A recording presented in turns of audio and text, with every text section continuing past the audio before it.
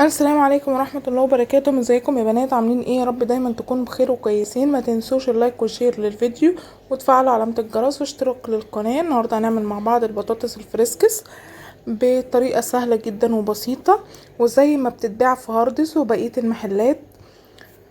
اهو كده انا قطعتها بالسكينة ديت، مش متواجدة عندك ممكن تقطعها عادي بالسكينة عادية وما تقبش يعني واخدة الشكل دوت. وهتعملي نفس الخطوات وهتطلع مقرمشة ومظبوطة جدا وحلوة جدا.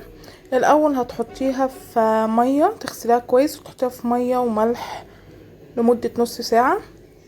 هنا كوبايتين دقيق او كوباية دقيق، معلقتين نشا، معلقة توم باودر وبابريكا وكركم وملح. هتقلبيهم كلهم كويس قوي. وبعدين نبدأ نحط عليها المية الدافية، مية دافية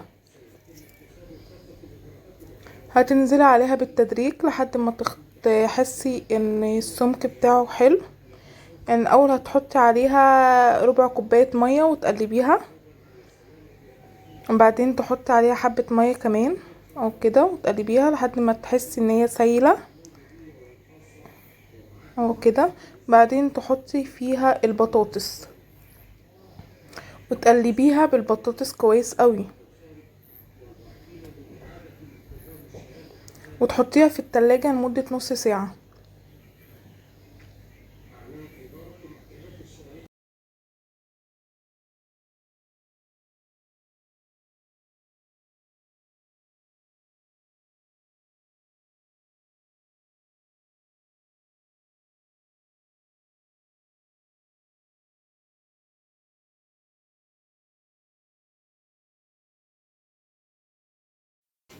طاسة على النار فيها زيت، تكون درجة حرارته وسط مش درجة عالية.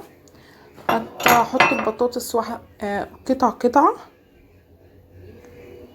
وهتخليها لحد ما تستوي، وبعدين تقلبيها على الناحية التانية. يعني هي مش هتتقلب كتير عشان الغلاف بتاعها ما يفكش، وهتبقى مقرمشة وطعمها جميل جدا وتحفة جدا، ومش هتبطلي تعمليها بالطريقة ديت.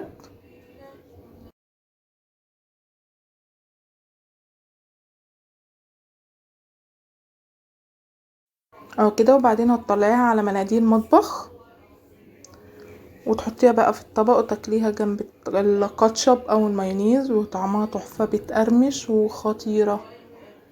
بالهنا والشفا، واستنوني في فيديو جديد ووصفة جديدة. ما تنسوش اللايك والشير وتفعلوا علامة الجرس واشتراك للقناة.